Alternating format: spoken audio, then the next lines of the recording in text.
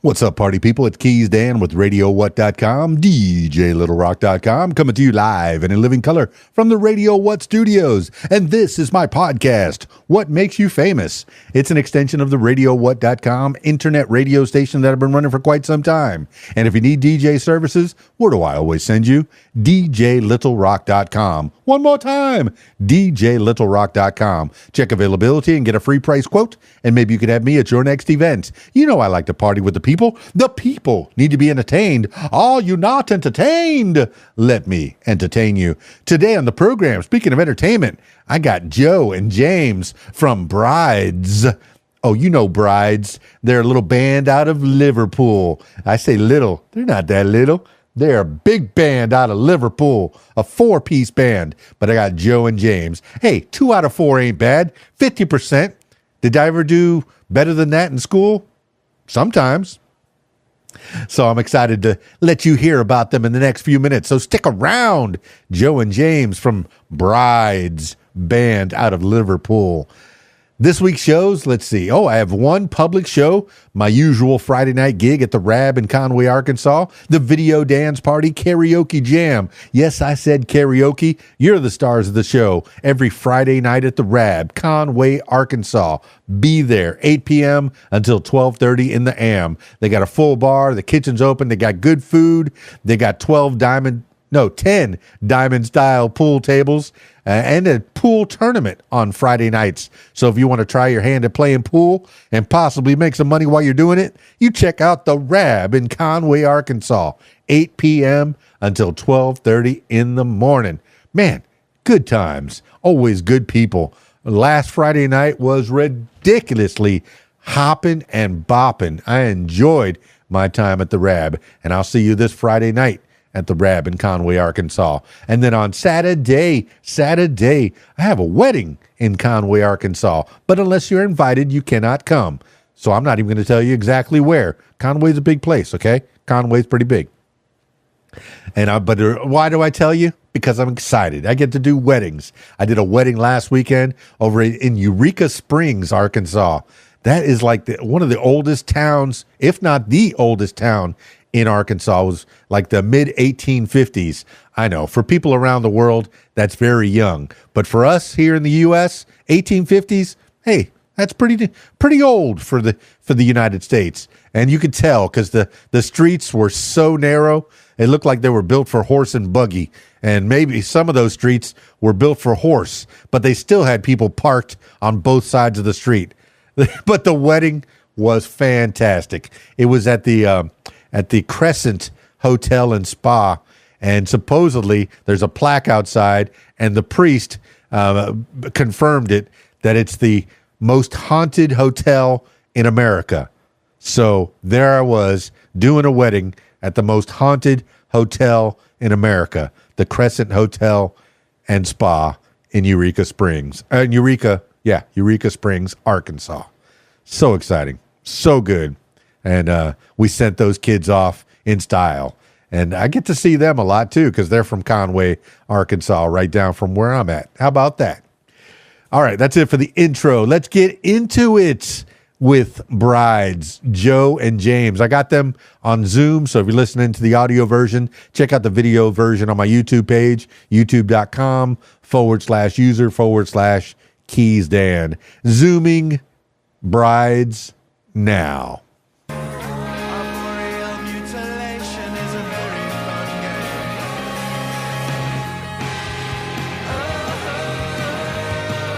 Can you hear us now? I hear you now. Yes. The brides are in the house.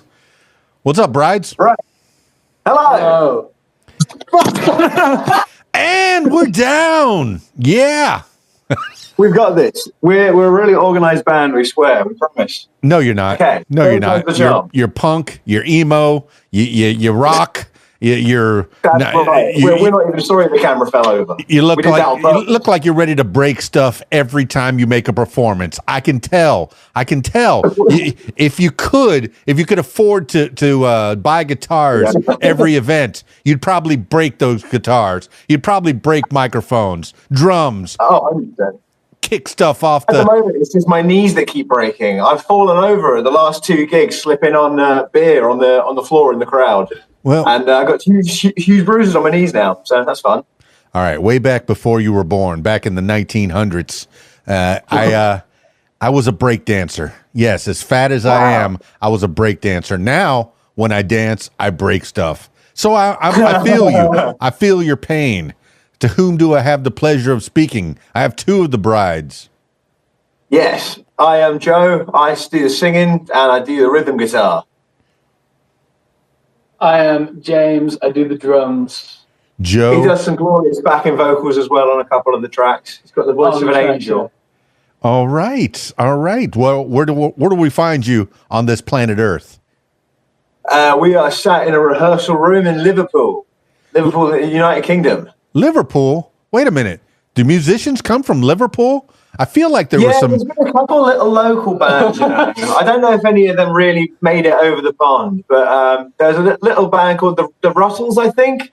No, the Beatles. That was it. The Beatles. Yeah. No, I think the Ruffles are pretty good too. They were great. Was it Eric Idle? Was that one of the Monty Python things? The Ruddles. Russells. Yeah. They're a great band. I saw them live about 10 years ago. They were really good. Now that might rival even seeing the Beatles live. Well, I'd say if you could have seen the Beatles live, I never got the chance. I wasn't old enough, even though I was born in the 1900s, but I wasn't born till 1969. But tell me about the band. Tell me about the brides. Give the people an idea of who the brides are. Joe and what was the other one? James. Joe and James. I should remember that. It should be easy. What are we about? I don't know. I think we're like the Wiggles, but for gamers. We like to make loud music with confused lyrics, and we like to do it lots. All right. Well, I think we're really inspired by sort of Midwest emo movements, and then trying to combine that with more of like a shoegazy sound. Because a lot of the bands that we've played for before kept it quite traditional Liverpool sounds, and we wanted to branch out from that a little bit. Well, all right. The little blurb that it's on your Instagram, it says emo shoegaze. Now, I've kind of understood what an emo is, and shoegaze is kind of like looking down and focusing on yourself. Is that what an emo what is the mixture of that? We like sort of the Midwest emo playing style, so lots of interweaving melodies, lots of double stops, and twinkly little guitar bits, but rather than using the typical jangle guitar sound that they do, we go for more of a Kevin Shields' My Bloody Valentine approach, where we put it through layers of distortion and reverb. So you still have all these sort of beautiful melodies, but they tend to just sound like one big in a good way, though. No, in a very good way, because they're very guitar driven. It is rock music. When people come to your live shows, and all I can do is gauge by the YouTube videos that I've seen, is I can see that it's energy. I can feel that it's energy. They're going to come into this room, and the air is going to change. Their bodies are going to morph into dancing machines, because your energy is going to make them wiggle. They're going to make them wiggle. Already onto it. Yes, I think your explanation is proper. And you said gaming. I've had many discussions over the last few days, really, and even last night. About about gaming. For some reason, I came through. But anyway, I tried playing World of Warcraft. I tried playing quite a few different games, RPG and first-person shooter, but I always fall back to Fortnite. Why do I play so much Fortnite? What's your game of choice? I am not current. What's your game of choice? What do I play? Damn. At the moment, Balatro. I'm fully addicted. I can't stop playing that stupid poker game. I see the cards when I go to sleep. The chips flash in front of my eyes every time I blink. It's overtaken every waking moment I don't do this band. What, and obviously my job and whatnot. Well, Joe, is it a gambling game? It's the best bits of poker. It's maths. No gambling, just maths. I know I've got a lot of math heads in the audience, but I think the Venn diagram of mathematicians and brides fans is borderline a circle. So I'm sure they can all relate to my Balatro loving. Well, I think we're going to lifestyle. have a lot of math nerds, math geeks on the podcast when they hear that the brides are on, because music is mathematical. Exactly. You know, if you're making music, it's supposed to be mathematical. I don't know how the two interact. I've tried to figure out how math and music combine. Do you have any idea? Did you go to school? Did you go to university? What is okay, let's talk to Joe first. What is a young Joe? Where did you go to school? What were you getting into? Where did you come from, Joe? Wow. Well, I'll start with the combination of maths and music. Is just throw a calculator at a drum and it'll make a sound. But where did I come from? I came from a town in Hertfordshire, down south of England. And I liked a lot of music because my dad used to be in a band called Wilmot Langenkopf. They only had one record. It sold like 200 copies, but that was enough for me to get inspired. Then I grew up always wanting to start a band in school, but never really had the ability to, never had the mates to. And then moved to Liverpool for uni, immediately dropped out, but fell in love with the city. And then floated around as a sort of backing musician for a lot of bands for a while until I met the right people and brides came into this world. Well, give it up for your dad. Story, really. Give it up to your father, because I never had a record that, let alone sold 0 units. He sold 200 copies of his album. That is fantastic. For me, that is brilliant. It's a really good record as well. Did you grow up on that record? Did he play it for you when you were young? It has some risque lyrics for a kid. So, he was a young punk in the early 70s. So his lyrics were very of that era. So when I got a bit older, when I was 12, 13, he took me to my first concert, see The Darkness. And it blew my mind. And it was after seeing that, I knew I wanted to, be a front man, because Justin Hawkins of The Darkness is just incredible. Yeah, if you're going to see... I remember it was probably only about a month or two after that he showed me his own record. And I just thought, oh, shit, anyone can do it. Well, if you're going to see a first concert, The Darkness is not such a bad concert. I do believe in a thing called love, and that's fantastic. And now, did you get into The Darkness? Did you purchase their album at the merch table? I bought one of my first band T-shirts was The Darkness one from their Reform tour in Reformation tour in 2011. It's got a big shrimp on it. It says The Darkness, had all their dates on the back, and I must have seen them 8 or 9 times since in a couple of different countries. I just think they're great. I try to see them as much as I can. Yeah, you never Justin forget. Hawkins, if you're watching, let us come on your YouTube channel, please. Thank you. You never forget your first band, and The Darkness is. I played their song, at least that one song, all the time. It gets requested constantly at parties that I DJ for. So James, same questions. How does math come into play with your musical involvement? And where are you from, my man? I am from Kirby, which is somewhere just about in Liverpool. The maths thing. God.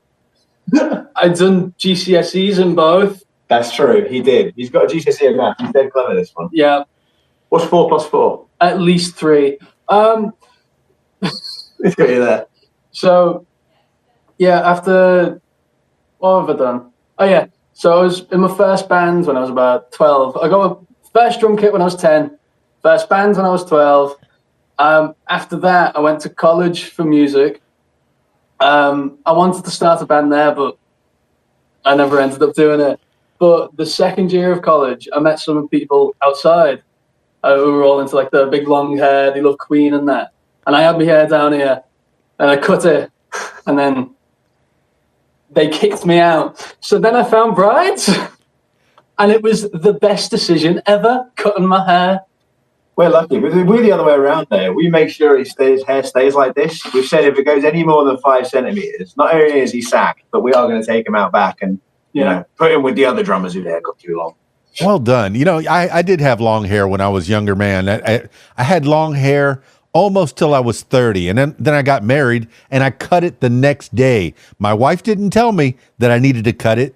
I just figured it's time to be a man. It's time to be a little more a professional, I suppose. Go get a real job, which I didn't do right away. I stayed DJing the whole time, so I don't know why I cut my hair. I agree. I remember when I got rid of my long hair. It was one of the best decisions I ever made. You know, but I really enjoy having short hair. It's a good time for all. Much easier in the shower, I find. Oh my goodness! I keep it cropped short. I do the old number one, and I miss my long hair. And do I feel like Samson when he got his hair cut? No, not really. I feel all right. But you know, you mentioned you mentioned bands. Oh, James, what was your first band that you went to see? That I went to see. I mean, mine was pretty recently. It was the Hella Mega Tour, which was just after COVID, which was Weezer, Fall Out Boy, and Green Day. And Amyl and the Sniffers opened. Were you screaming the whole time, Buddy Holly? Buddy Holly. Every band, yeah. Every band, that's right. Even Fall Out Boy. And Fall Out Boy's looking at you. Wait, we're not Weezer. What are you doing? He does that in our gigs, though. Behind us on the drum kit. I'll be trying to talk to the crowd. He's going, really annoying. Very good. It's good to have a backup singer. It's good to have mates. It's good to have people that you can work with. And it seems like you two, you've become friends. All right. Joe, you went to university. What did you want to be when you grew up before you dropped out and said, I want to be a bride? I wanted to be either a superhero or an astrophysicist, and the Avengers weren't hiring at the time that I finished school. So I went to do astrophysics in uni, just like Brian May, except unlike Brian May, I didn't finish it. I decided to pursue another career. I decided to become a civil servant, which I'm told is the most rock and roll of all the professions. All right, so, you're mentioning autographs. You're mentioning Brian May. My favorite band of all time is Queen, and Brian May is not a small part of that. So when you're emulating guitarists, do you try to emulate Brian May? Who's the guy that you emulate when you're playing guitar? Oh, me. A lot of Kevin Shields, My Bloody Valentine. I think he's an excellent guitar player with his sort of glide style. Darwin Dees, if you know him. He's an incredible guitarist. Will Toledo, Car Seat Headrest. And then I would love to say Hendrix, as a huge fan of him, but I am nowhere near. Different universes of skill. No, but these are lofty goals. I mean, you could. These are drum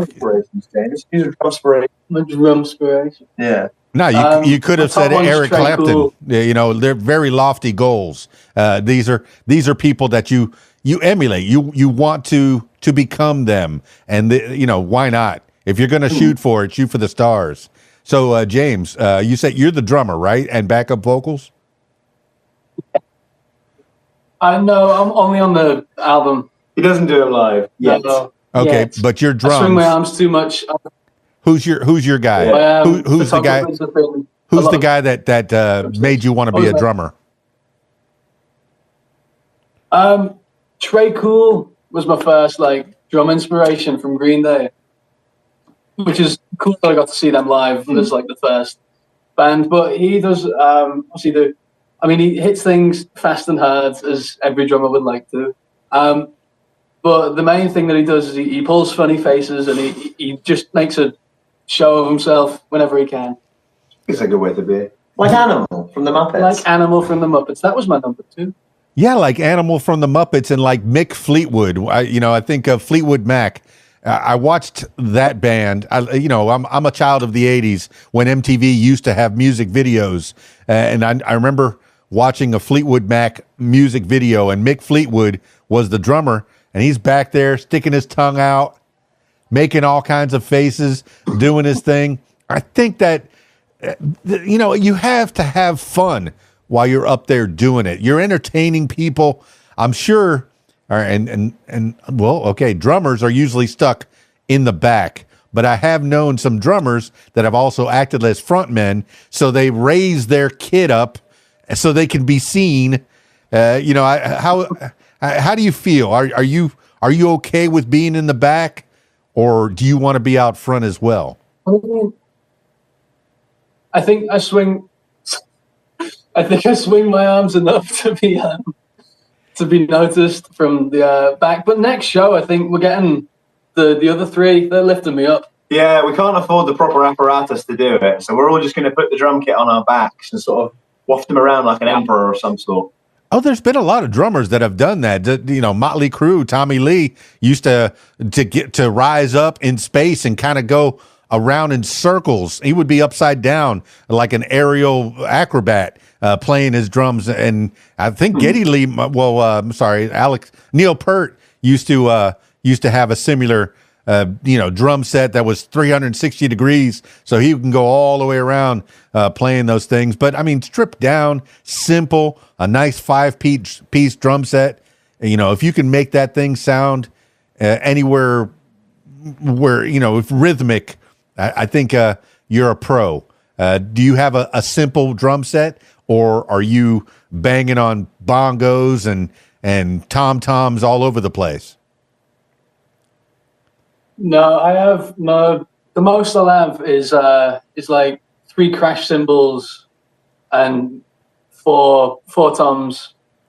Because any more than that, I'll get used to it. And most venues only have the 1 up, 1 down, and it's a bit. Yeah, it's in the size of venues we're playing at the moment. It's you get what you can. But as part of your setup, there, you play the lap steel as well, don't you? I do that. So we have a couple of our tracks where James drops out from the drums for a while, gets on the lap steel. It's beautiful, actually. And in that same regard, our guitarist, Hazy, you couldn't be with us here today. He just wanted to make sure that we tell everyone he loves the mandolin. He will be playing lots more mandolin going forward. Any fans of the mandolin will be impressed. No, and that's great. If a drummer gets up and goes and picks up a mandolin and starts playing that, you're going to blow minds. You're going to make people freak out because they're not expecting it. They're thinking the drummer's going to sit back there and swing his arms. Maybe you'll see those arms flailing. You'll never see the drummer's face. You'll never know if a drummer has a body, but you know that he's got arms because his arms are flailing. Oh. But then you get up and you come around front and you play the mandolin. That's blowing minds right there. That's talent. Now tell me, all right, you're a 5-piece band. Tell me about the 5 pieces. What are the 5 pieces, and who are the 5? 4, 5? How many pieces? We're a 4-piece. Okay, and who are the 4 pieces? Although I leave my as 2 members, of course. So we can be called a 5-piece if you like. But so I do vocals, and I play the rhythm guitar, and I write the songs. And then we have our dear James on the drums and the occasional backing vocal. Got our lead guitarist, Hazy Hayes, who writes more of the songs, and he does more of the backing vocals. And then we've got Koza on the bass guitar, who does the best vocals in the band, and should definitely be the lead singer. But I'm a greedy bastard, so I won't let her. Okay, but do you feel like do you share it? Do you share the lead singing? Because I've seen and heard bands that have more than one singer, and I think that's wonderful. I just mentioned Fleetwood Mac. They had Stevie Nicks, Lindsey Buckingham, and Christine McVie. All 3 could take the lead at any point, and they were a wonderful band back in the 70s when your dad was making music. Well, we're on the future records. Koza will be doing a lot more of the singing. She's got lead vocal in a couple of them. She's been writing a couple of them. So people will be seeing a lot more of Koza's voice going forward, or hearing a lot more of it, I suppose. Well, I like that. You're willing to work well with others, and that's what you have to do when you're working with a band. If you were a solo artist, busking with your guitar, you could take it anywhere. You take your acoustic guitar, go to your local pub and say, "Can I play for you for tips or for £100 or whatever it takes to get you in that door and get you some dinner?" You could probably do that, as a solo, but as a quartet or 4-piece, you have to get 4 people, their schedules proper to where, hey, we're going to meet on Saturday night at 8 p.m. Oh, yeah. And we're going to, all 4 of you have to drop everything, put it in your schedules. It's hard to get people together and to keep them together. How long have you been working together? Me and Hazy, the guitarist, have been working together for probably about 5 years total, but most of that was in a different band. We were the bassist and the rhythm guitarist for a different band. And then maybe about a year and a half ago, started writing the songs for Brides. And maybe 8 months after that, we met James and Koza. And very quickly after that, started gigging. Well, tell me, what does Brides mean? What is Brides? Why? There's a pub in Liverpool called the Bridewell, and it's where we've drank since we moved here. It's where we wrote a couple of the songs. So partially named after that. We were going to be grooms for a while, but that had negative connotations. So decided to stay with Brides. No, I think you're going to throw people off. You know, if there's three blokes and a lady show up, wait, the Brides. You know, I think there's a lot of bands that have done that. Exactly. The one that comes to mind is Bare Naked Ladies. You show up to a show for Bare Naked Ladies, and it's a band. That wasn't what I was expecting at all. You would be sorely disappointed. You have no idea how disappointed I was when I went to see King Gizzard and the Lizard Wizard on much the same premise. They were all humans. None of them are royal. Or you think? Have you heard about the lizard people? Okay, that's true. We don't know how deep it goes. I just did a video on the lizard people and reptiles and how it fall. Okay, it's a big conspiracy theory. I like looking stuff up, and not that I believe in it so much, but it's fun to delve into it. The flat Earth, 911 was an inside job. But you play you play video games. I think it all goes hand in hand. You listen to podcasts. Eventually, you're JFK. Say again. JFK, he wasn't really assassinated. His head just did that. That is correct. Elvis is still alive. Hitler did not kill himself. You know, he lived in Argentina till the ripe old age of 80. So yes. Conspiracy theories. How did I get on this? I did this. I did this to us. I'm trying to learn more about the Brides, and I'm bringing in all these videos that I've made over the recent times. But tell me about pop. We left our tinfoil hats at home. We would have brought them if we were prepared. You say again? We would have brought our tinfoil hats if we were prepared. We've left them at home, unfortunately. Man, I am having trouble hearing you, but that's all right. Hopefully it gets better as time progresses. Technology is wonderful. We're on Zoom, and we're learning more about each other. But more often than not, moreover, I'm learning more about the Brides. I have 2 of the Brides, 2 of the 4. Tell me, what were the other 2 doing that's more important than this? They are both at work. Unfortunately, we all have to work our full-time jobs. Hazy works. He construction. He orders things for buildings. We're not entirely sure. It's quite vague. And Koza is a chef. Now you're giving me a little insight. Yeah, but now you're giving me a little insight on, you know, the life of an independent musician. You get to a certain level. You got Big G Gary that's helping you get to the next level. Hopefully a few more ears after this podcast airs, you get to the next level, a little bit further, and you're trying to get further away from your day job to where you can do your night job and have it sustain you. But the chances are the roll of the dice on yourself is that, you know, you're going to have to keep that day job until the night job makes the money. The entertainment business can be, you can be lucrative, but the work is not steady. It's a constant hustle. Who's booking your shows? Who goes out from pub to pub, say Brideswell and other pubs, and books your shows? It's us two, emailing everyone we can get our hands on. That's how we've always done it, and that's how we'll be doing it for our tour next year. We've just been emailing venues in different cities, seeing who's free and when. And it's proved to be semi-successful so far.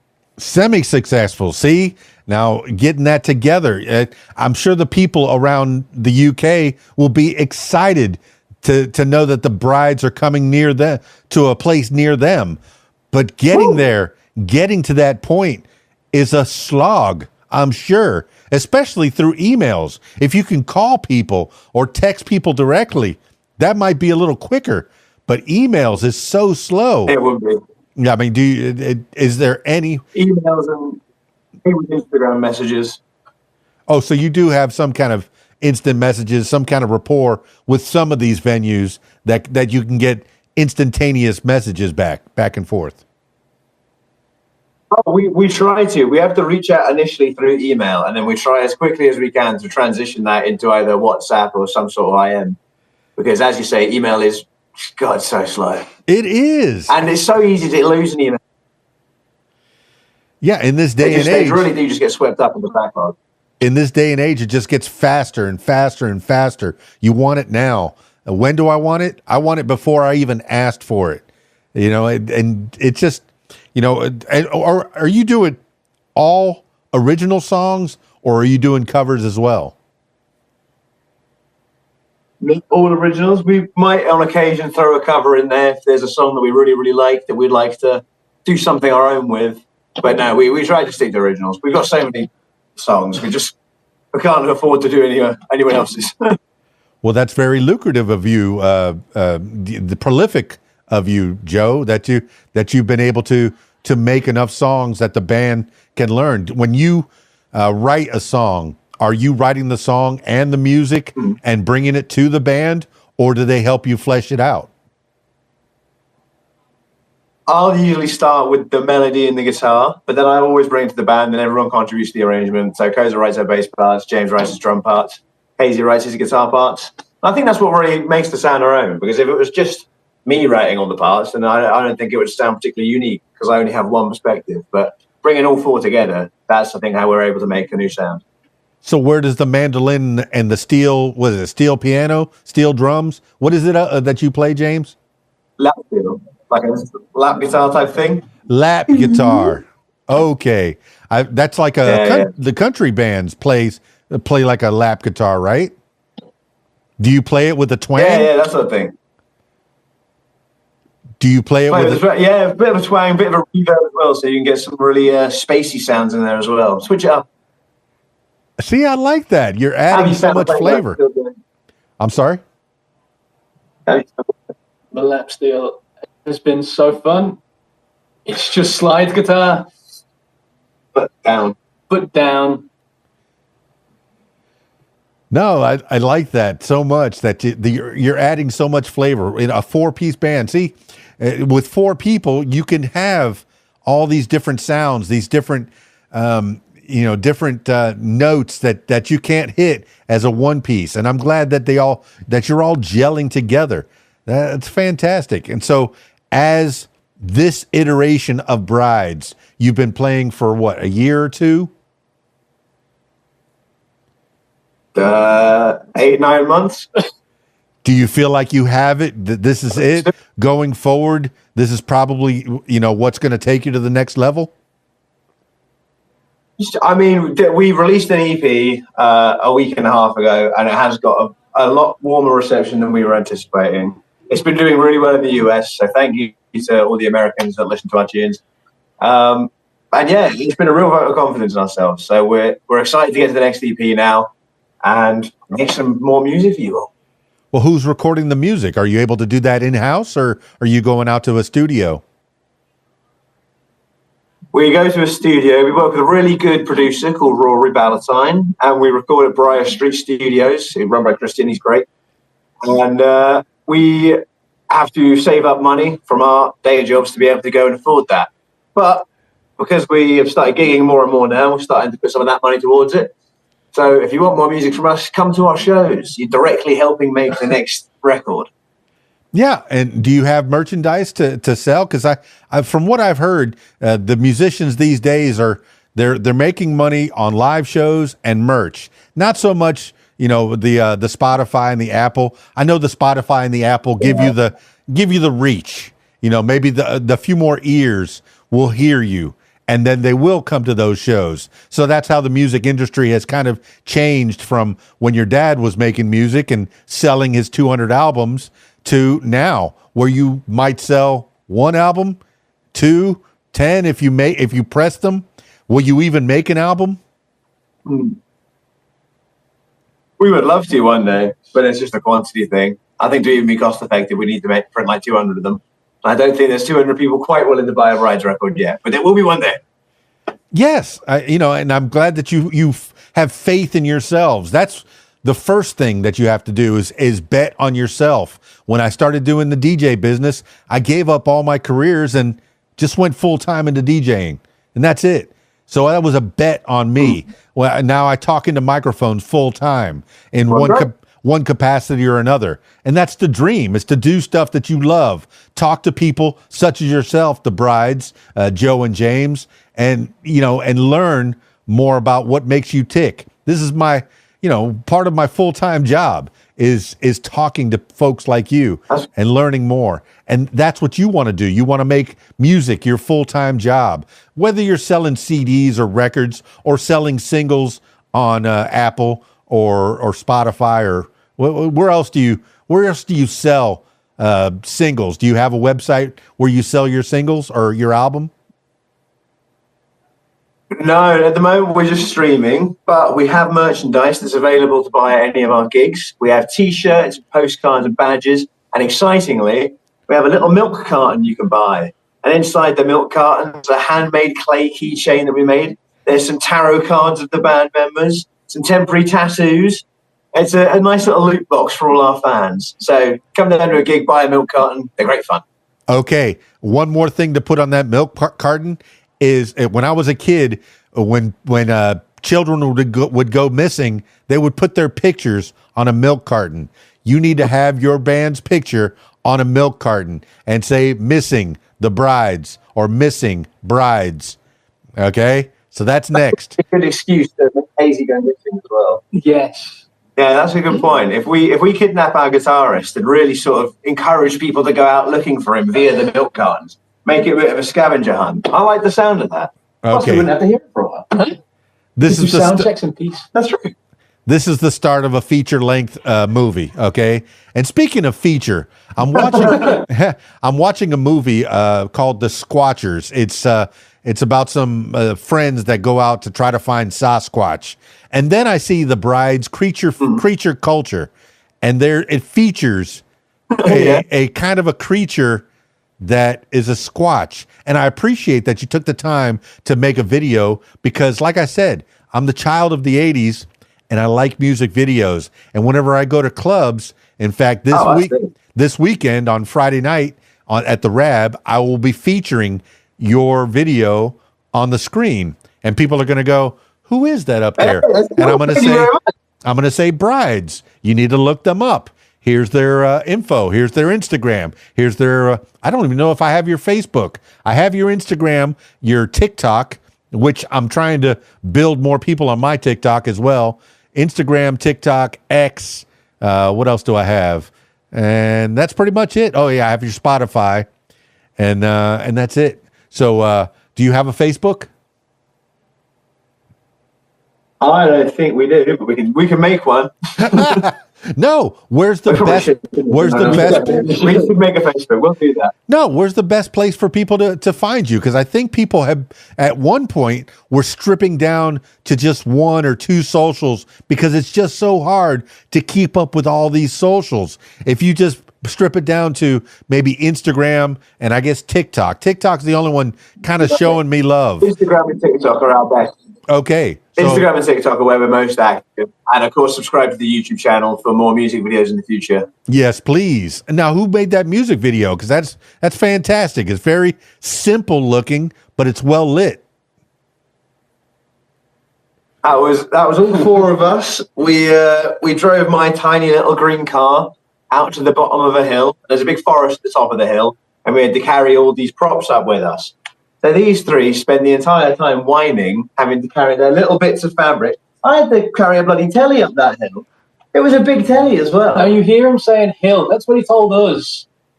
So we expected like a nice little park and maybe there'd be a bit of food nearby. It was halfway up a bloody mountain. Look, we needed to go for accuracy. Would Sasquatch live in a tiny little park next to a shop? No, Sasquatch lives in the hills, in the woods on top of the mountain. It's a fool. We're going for accuracy.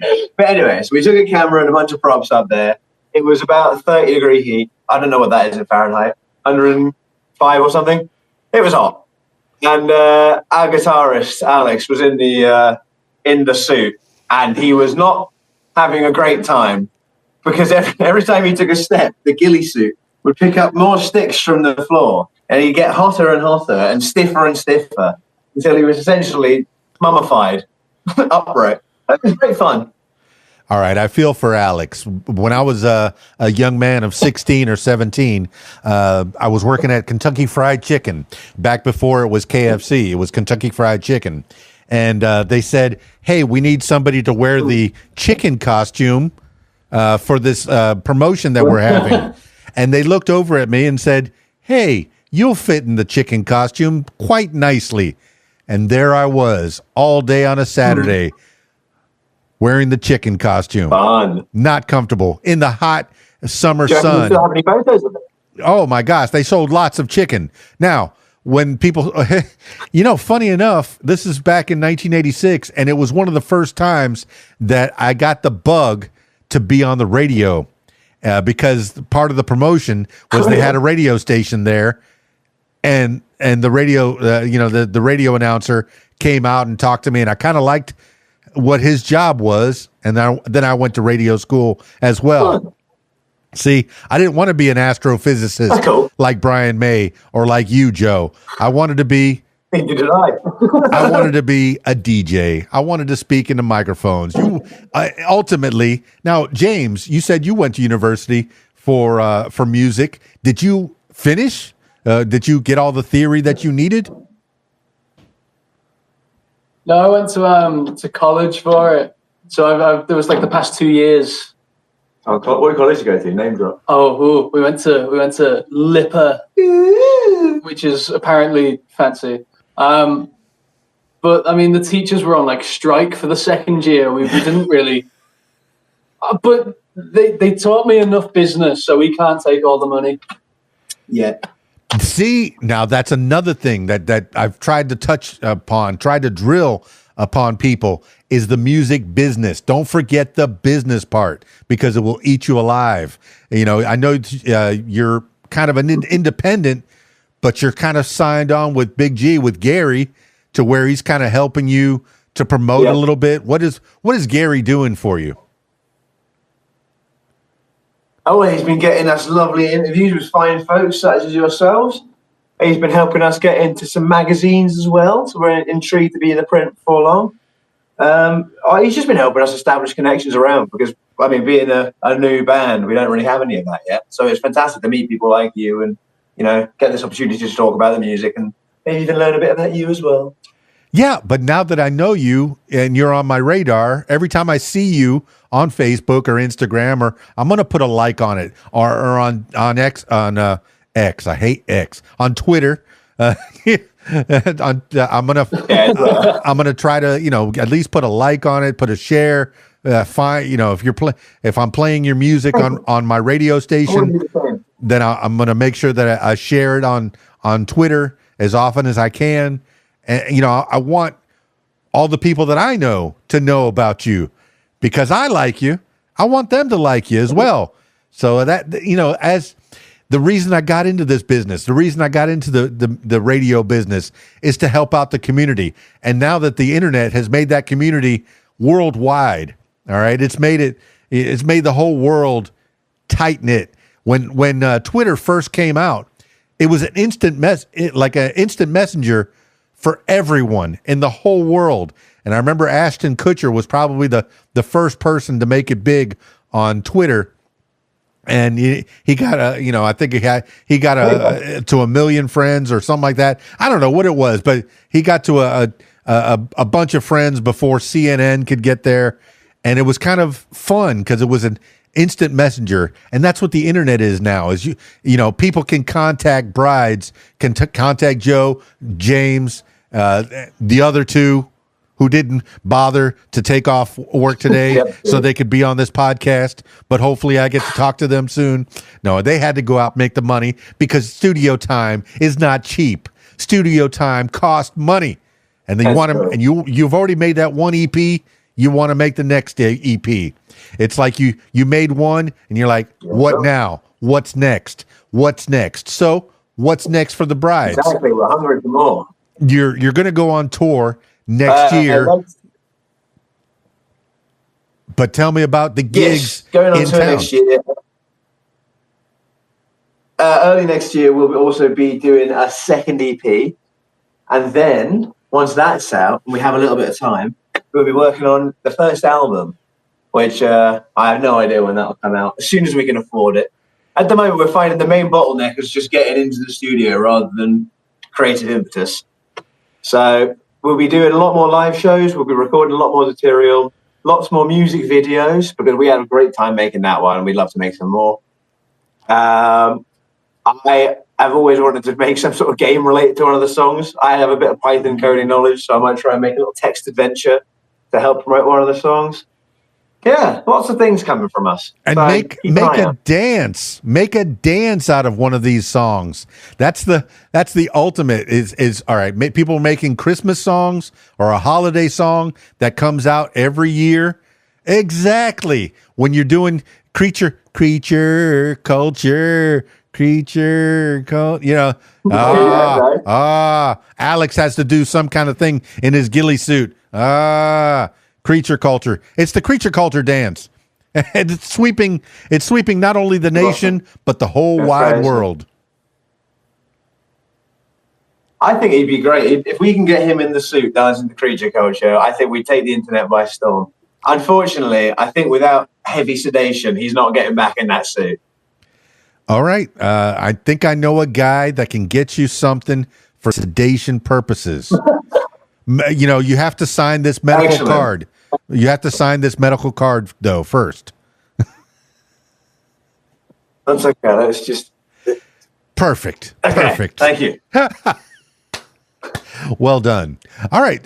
So do you play locally over at the Brideswell quite a bit? Where can they find you more locally or, more often? Do you have a steady gig any place, once a month, once every couple of weeks? We are always out and about in Liverpool at different venues. We're playing round the corner in 4 weeks, and 2 weeks after that, we'll be playing the Jacaranda. And if you're a fresher, if you're a student, if you're new to the city, come and see us at the Jacaranda Monday 22nd. You can get in, see one of the best bands you'll ever see, and get shit-faced with your other new students. I Cheap like night. that. See, I like that, man. You have gigs lined up. You're making music. I don't even know what albums look like nowadays. I used to buy records. I have one record up there on the wall that Billy Creone gave me, and I went ahead and displayed it on the wall after we did our interview. And I've never even taken it out of its.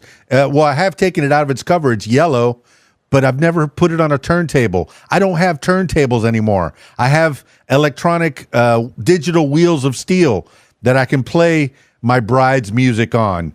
I can buy that song for 99 cents or a couple dollars, whatever it is, maybe a pound or two, and then I could play it on my turntables for the people at the Rab, in Conway, Arkansas, on Friday night. But I don't have turntables anymore. I don't even have a CD player anymore. It's I don't even know what an album looks like. I like both my vinyl and my CDs. But you say you made EPs. Okay, what does that mean? Is that like 4 or 5 songs? And then you make a record, but you're not physically going to make it a record. But does that mean it's what, 8 or 10 songs? Is the definition of record and EP different now that you're not making physical copies? I think an EP, I would say, is somewhere between a single and an album, a collection of songs that isn't quite long enough to be an album. I mean, extended play, isn't it? Well, a record, I think I just refer to any sort of release as a record. I think release sounds far too corporate and horrible. I like, I just put out this record, even if it's not a physical thing, it's still, representative of what it is. But we would love to make physical records. It's just something further down the line. And if we do ever make a physical record, you will be the first person to be someone. So, see, I'm likening you're saying release like people say content. Oh, I put out some content. it makes the content so good. The hair on my back just rose. Oh, back of my neck just rose. Oh, I put out some content for you. Really? Okay. Yeah. I don't know. It's terminology. It all means the same thing. All right. Well, we'll get an idea of who you are and where you're at and where you're heading. Hopefully all the best is coming out. Okay.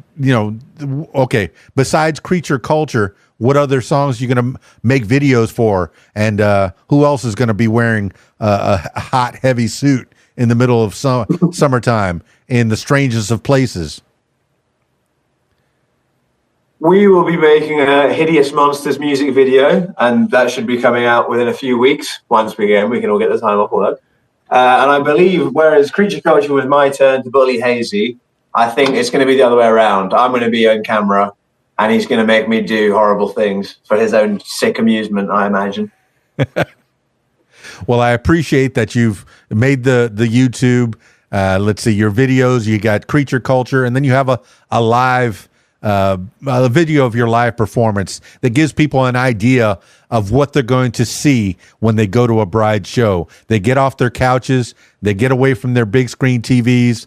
Let's go to a pub. Let's go check out the brides in live and in person, and then buy a T-shirt and maybe a milk carton full of goodies with or without their picture on the back that says missing.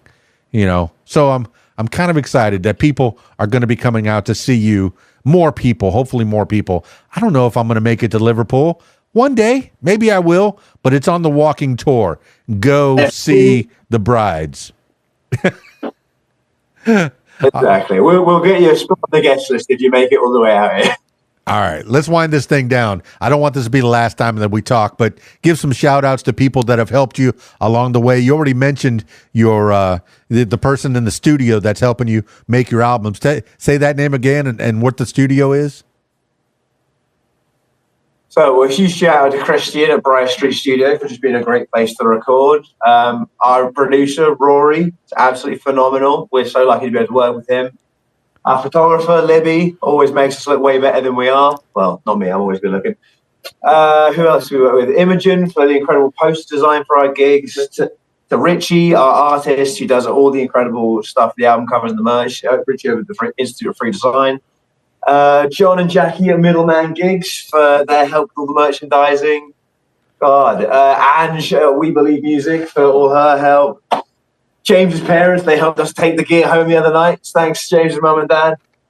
I think our biggest thanks would just be to me and James for doing all the hard work in the band while the other two frolic around at their day jobs. Yep. And you got to be mindful of the roadies, especially if the roadies are your parents. So I appreciate that you're mindful and you kept the drum kit small. Okay, I've watched a lot of load-ins and load-outs, and that's the worst part of the gig is the load-in and the load-out. Once you're at the gig, all set up, that's the cream cheese right there. That's the icing on the cake is the having fun with the crowd, exchanging energy.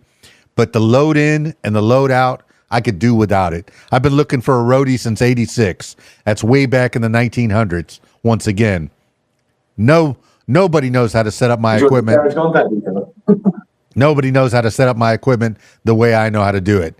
All right, Joe and the very confident, very handsome James always looks good. Doesn't need a photographer. Doesn't care about the filters on the photographs. I get it. You have to have confidence. James has confidence. I could tell by the way he said that. All right.